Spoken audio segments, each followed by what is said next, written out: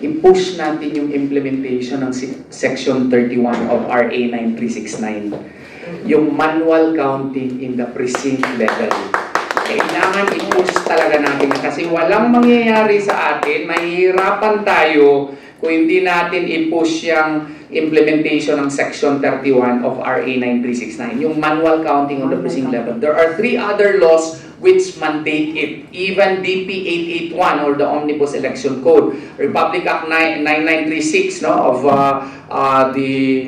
election law, na kailangan basahin yung boto talaga manually in the precinct level, okay? Bago mag-electronic, what you call this, mag-electronic submission, okay? Hybrid election. Hybrid talaga dapat. Kasi sa United States of America, most of the states there do it even. How much more kita? Oo. Kasi kailangan yung makita ng mga watcher natin at saka kailangan meron tayong data as to the result per precinct so we can marshal all the results per precinct and compare it with the municipal canvassing, with the provincial canvassing, and in the COMELEC canvassing. So yun ang pinaka-importante na hindi natin dapat kalimutan. We have to fight for manual counting in the precinct level. That is how we can safeguard the votes and we can ensure that VP Sara Duterte will become the president in 2028 of the Republic of the Philippines.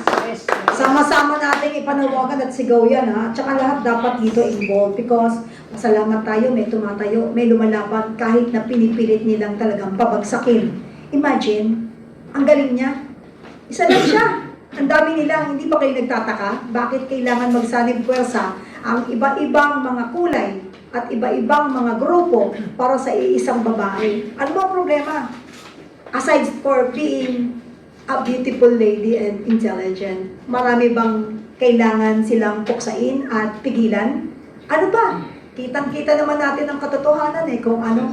Kaya yung iba nating mga kababayan, it's time. Huwag kayong mahiya, kahit natin ibang kulay ninyo. Tanggalin niyo yan. Dahil isipin ninyo ang kapakanan ng ating mga kababayan, lalo na ng ating inang bayan. We will welcome all of you para lang po maisalba natin ang ating kaawa-awang bayan. At mga kababayan, yung mga nandun nga sa gera, magpahanggang ngayon saan ka nakakita? Natuto silang umilag sa mga sumasabog na bomba. Kasi wala naman magliligtas sa kanila. Wala sila nakikitang suporta. Walang nadidinig na suporta. Ang hirap, hindi daw pwede. Akala mo, magtago na lang. O bakit nakagawa ng paraan ang ating VP Sara ng tahimik lamang.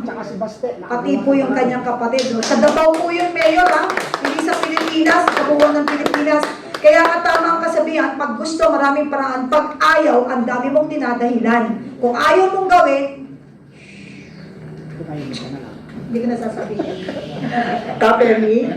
Oo. I-announce ko na rin po, bilang chairperson ho ng National Chairperson ho ng Legal Committee, I am now announcing na mag-team up kami ni Atty. Torion. Siya ho kasi ay isang PDP Laban member na rin po. Yes. No? So, ang Legal Committee po ninyo ay magiging active upang magbalangkas ng isang movement or isang hakbang upang manawagan sa COMELEC na magkaroon ng manual counting bago ng transmission, no? Yung electronic transmission para sa darating na 2028 elections. Kung may ibang mga abogado dyan na nais sumama sa amin, alam nyo lang sa aming sekretarya para ho magsama-sama tayo para masiguro na magiging malinis ang darating na 2028 elections. Maraming salamat. Alam mo, sa totoo lang, mabilis na lang yan. Kasi parang kailan lang, naririnig ko si attorney, susundan ko lang yan, nandoon, tinatapos niya yung counting. Di ba? Kahit sabihin mo ang corny-corny ng manual counting, aanihin mo naman yung talagang makabago mga pag-count kung dinadaya naman ng taong bayan. Tiyagaan na lang natin, sama-sama natin tutukan. Dahil importante po yan, may manual at saka mga computerized na pag-count, itatali natin yan to protect our rights. Dahil dyan lamang po nagpapantay ang karapatan ng mga mayayamang Pilipino at mahihirap. Ang karapatang mamili at magluklok ng isang tamang tao na may tapang at malasakit sa bayan. Kapengi, for the information of the public, no, bago pa po yung May 2025 elections, sumulat na po si Attorney Torion, sumulat na rin po ang inyong lingkod sa COMELEC for PDP Laban, no, na mag-manual counting para sana dun sa May 2025 elections, subalit hindi tayo pinagbigyan. Kaya ngayon po, meron tayong sapat na panahon para paghandaan, no, itong hakbang na gagawin upang kumbinsihin ang COMELEC na dapat mag-manual count. Ipatupad yung nasabi ni Attorney Torion na batas. Batas po yan, hindi pa po yan na aamyandahan, hindi pa po yan na papawalang visa. Ano bang meron dun sa manual counting? Bakit pilit nilang tinututulan?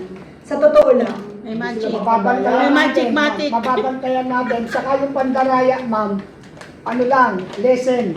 Kasi hindi pwedeng 1,000 agad. May laman By eh. one, by number. alam mo, pinito ko dito, sa totoo lang ang gagaling na nila. Sa prison- Mga abogado na yun. Mga marinis kami. Sa prison kasi ma'am, pag nagkadayaan, nung manual pa ma'am, based to my experience, kung magkano man ang dayaan ma'am, 20 piraso lang, 100, mga ganun lang.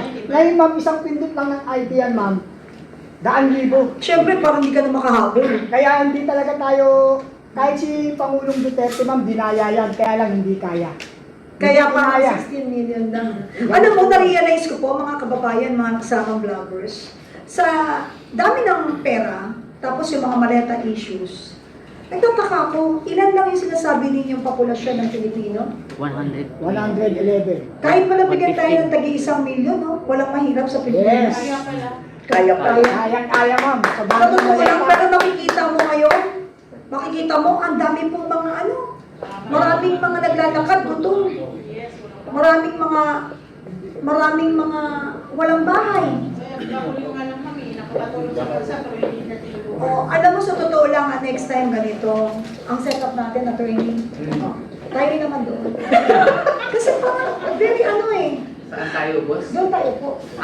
Sila tatanungin natin. Question ko din mas yan eh. Oo. Mas malawak na kung saan nagpupunta. And I thank you all for that. Thank you and may God bless all of you. Alam mo ngayon parting words natin from our guest panelist that I would like to take this opportunity to thank him kasi he's a very busy person but he is here. Totality of all the efforts and the achievements of its citizens. I say totality of all its efforts because a country is simply a reflection of what we value, of what we cherish, of what we aspire. If our country nowadays is in dire straits, it is a direct reflection, likewise, of the lack of concern on the part of Filipinos and the lack of action to effect really social change.